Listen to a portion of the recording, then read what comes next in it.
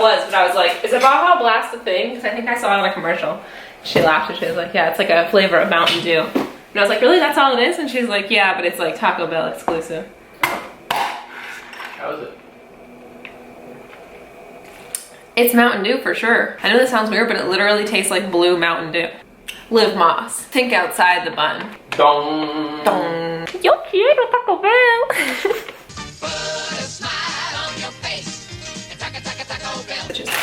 So I went to Taco Bell to get food for this mukbang, as you know. And now, maybe, if you don't, hello. I'm vegan. So I had to order vegan things. I actually have no idea if they did what I asked because I didn't check. But it looks like they did. So first I just got a simple, humble taco. Crunchy taco, sub beef for beans, no cheese, no sour cream. You can't go wrong, it's so good. Let's put fire sauce on it. Oh shit, that fire sauce just oozes out, okay. Definitely ups the flavor. Okay, well before I fill myself on the taco, I got two other things. I got a 7-layer burrito, no cheese, no sour cream. I added potatoes and guacamole. That was all tortilla.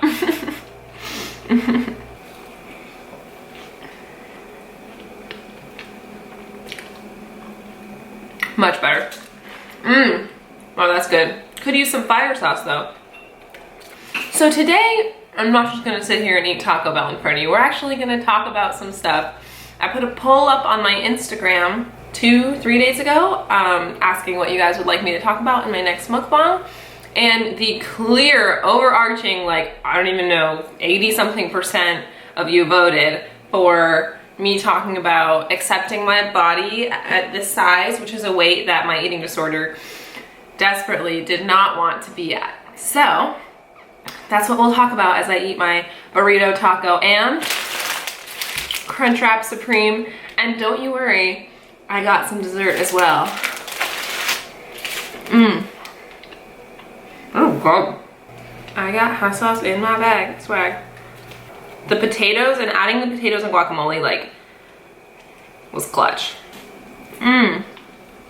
If you're familiar with my story through my many videos previous to this, then you know that before I started and achieved full recovery, I was in quasi-recovery for a long time where I had decided I wanted to recover, but I was still falsely maintaining a weight that my eating disorder was comfortable with, that was still considered thin, even though it definitely wasn't where my body wanted to be. I still experienced a lot of symptoms of undereating. I was grumpy, I was hungry, I was, you know, I wasn't recovered, I wasn't free from the anxieties. I did that to myself for so long because, excuse me, I'm gonna probably burp a lot. I didn't want to be this. I didn't want this body, this stomach, these hips, these thighs. I didn't want to be,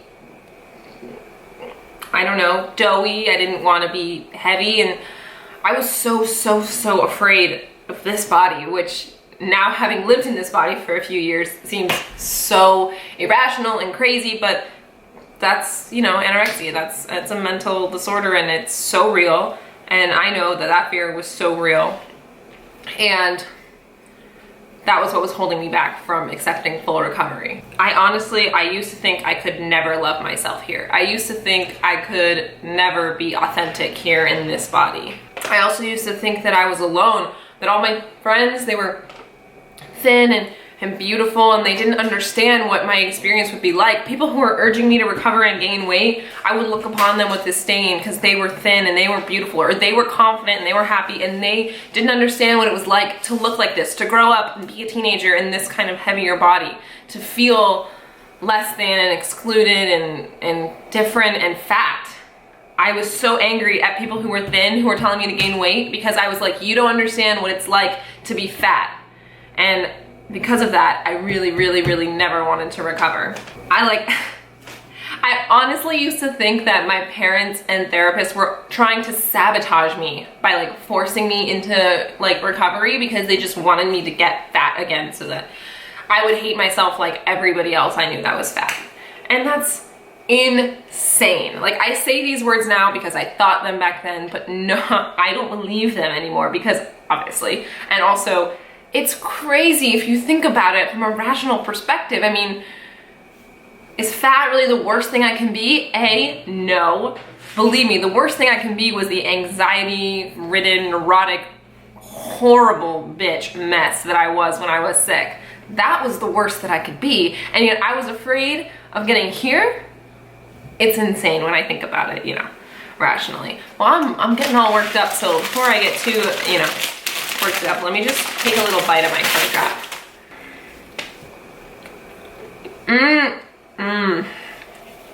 What? Oh my god. I don't know why, like, it makes sense that it would be crunchy, but I like wasn't expecting it to be crunchy. It's called crunch wrap. I know.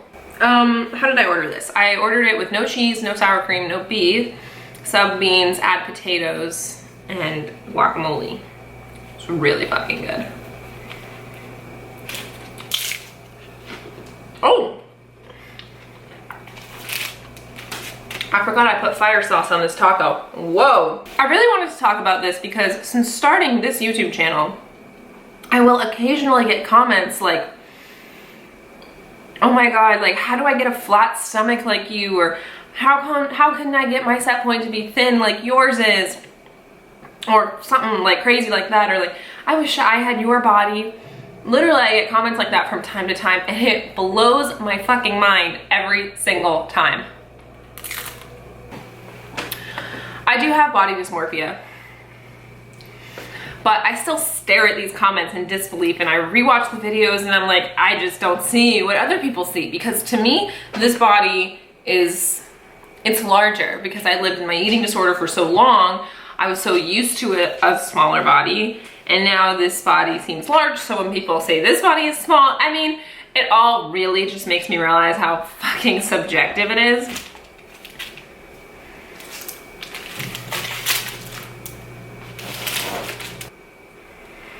It's just like everyone's weight, everyone's body, it's all so subjective to an outsider's opinion, or an outsider's perspective, I guess is what I meant to say. I just want to clarify, I don't want to be in any other body but this. I do truly love myself.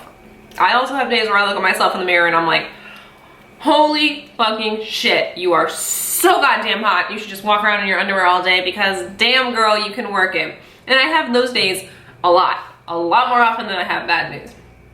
I really fucking am so happy living the life that I live, the life that this body gives me. I do not want a thin body anymore.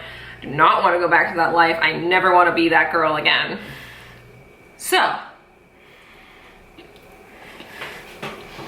how do I get here, you know? Well, to me, it's so obvious, it's so clear, it's so easy to understand how I can love myself in this body. Not only because I've just practiced a lot of self-love and I know how to love myself, but also the reason I can love myself in this body, even though my eating disorder didn't want me to, my anxiety didn't want me to, is because in this body, those voices are gone. They're gone.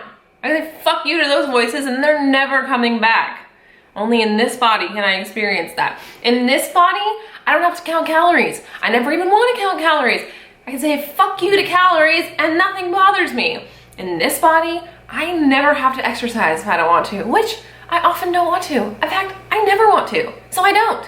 And I stay right here. In this body, I don't have to stress about maintaining anything. I don't have to stress about food. I don't have to stress about working out. I don't have to stress about anything in this body. And the absolute peace of mind that comes with not worrying about any of that shit, I would pay anything for that. And all I had to pay was looking like this. And according to some of you, I look goddamn hot, and you know what? I do. That's how I can love myself in this body. And no matter what I look like, this is the body that my metabolism has chosen, and I'm fucking happy with that. But no matter what I look like, if I ever look in the mirror and I get discouraged, my new thing is to Pick one memory. One memory out of the thousands that I've made over the past 3 years. Happy, wonderful, fabulous, fantastic, fun, stress-free memories. And I just remember that that's a memory that this body has. That's a memory that thin Rachel could never have. Thin Rachel wouldn't go out drinking with her friends. Thin Rachel, she couldn't sleep in. God forbid she missed a morning exercise. Thin Rachel couldn't accept gifts. Yesterday, Mario surprised me. He brought me home some ice cream and I ate the whole goddamn thing. You think Thin Rachel would have eaten that? No. Thin Rachel would have stared at that, paced around, felt guilty for not wanting to eat it, looked up the calories 700 times, and in the end, maybe taken one bite, spit it out, and thrown the rest away and lied about it. That's what Thin Rachel would have done, because she was a mess. Me, in this body, I fucking ate that ice cream and it was amazing. And that's a memory that, you know, I have. My boyfriend cares about me, he loves me, he thinks about me, he buys me shit. Food. Because food is the way that people show each other love, and I want to be a part of that. And this body allows me to be a part of that. This body lets me go get a surprise drink after work with some friends. This body, it just lets me do whatever I want. It lets me live my life in a way that is actually authentic. And I could never imagine not appreciating that and all that it gives me. This body that has brought me to this point in my life where I feel like I've accomplished so much. I don't know if I could have done it without this body. So that is how I love myself at a weight that my eating disorder didn't want. Because my eating disorder didn't care about me and the things that make me happy. My eating disorder only cared about making me thin. And for what? What the fuck did being thin ever get me? Pride every time I was able to fit into a smaller pair of jeans, but then what? I would just sit in those jeans at home doing fucking nothing because I couldn't do anything. Because God forbid I ate something. God forbid I was put in a situation where I had to let my guard down. God forbid I was not working out. No, there was nothing that my thin body gave me that would ever make me love myself. I'm really going on like a lot of tirades right here. This is what happens when I'm like unscripted and I just get to talk. The media and the diet industry, they have us believe that our flaws are these things that can be fixed and altered, but in the end, they're not really flaws at all. Nothing that's wrong with me. And I used to want another woman's figure, and I think everybody does. And for what? I mean, it's so silly I can literally laugh, but it's also so sad that I can't. I mean, it's just not worth throwing your life away and wasting years to achieve a biological impossibility, when you could just be living the life that you should be living in your actual, beautiful, natural body. Oh, I finished my Baja Blast. Man, I don't know if any of that made sense. And I don't even know if I got to the point, but it felt good to get it all out.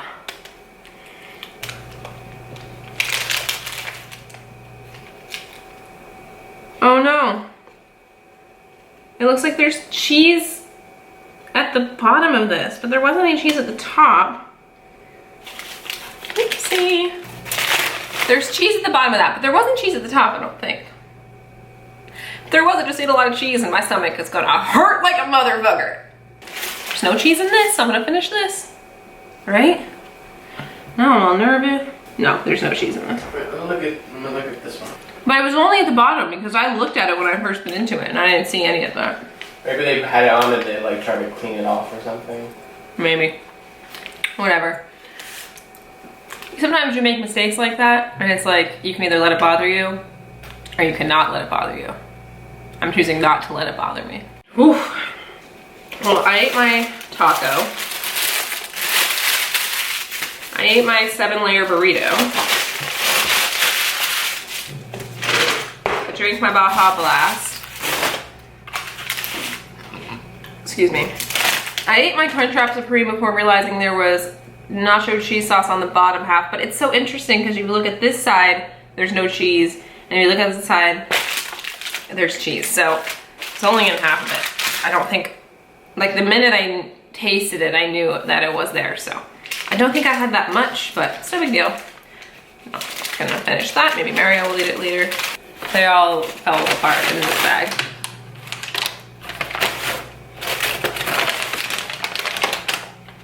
But Cinna Sticks. They're not good. Like really, really, really, really off-brand Cheetos. You know, the kind that taste like way more like air than like Cheetos. Not that I've had Cheetos in a long time, but you know what I mean? And then instead of cheese, it's cinnamon. You want one? Not after that ringing endorsement. I mean, I'm eating like my third one, so they kind of got that like addictive quality.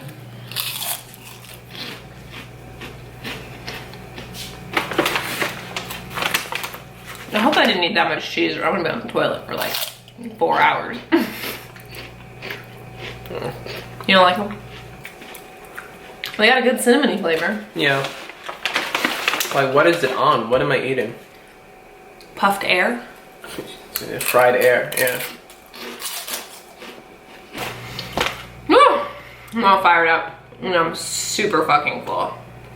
I feel good though. Thank you for living Moss with me. Thinking outside the bud. Well, if you if you like this video, let me know by giving it a thumbs up. And if you're new here, hello, my name is Rachel. This is Ladle by Ladle. I make videos on eating disorder recovery, body positivity, self-love, intuitive eating, and veganism when I don't fuck up. So I'd love to have you with me. So if you haven't already, hit subscribe. And if you're looking for a mentorship or one-on-one program where you and I can chat about specific personalized questions you may have about your recovery, then make sure to check out my Patreon page down below for options for that. Thanks you guys, have a great day, have a nice rest of your week, and I'll see you on Sunday.